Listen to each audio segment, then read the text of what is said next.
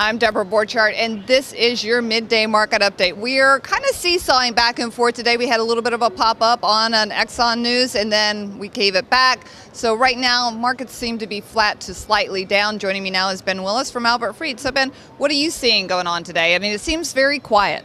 It is quiet. What we're seeing is a secular rotation.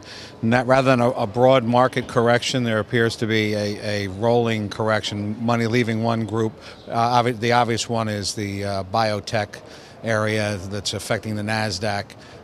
But there still seems to be money rolling from those trades into some of the lower beta and defensive names, if you will. So maybe this is the correction a lot of us have been looking for. It's just not coming in the fashion we thought it would.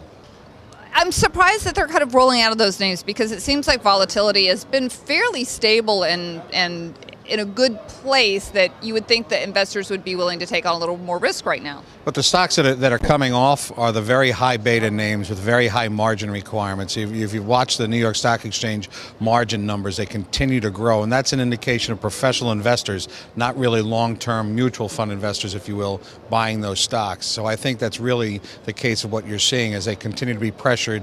Those participants that may have wanted to hold them are being squeezed even further on their margin positions to have to sell stock to get out of them. So I think that's really what we're seeing. And oddly enough, when you see days like that, you see stocks like an Exxon or British Petroleum that are being touted as positive plays by brokerages like Merrill Lynch today, a safe haven, if you will. So I think that's maybe what we're seeing. It's not 100% clear, but if someone held a gun to my head, that's what I'd go with.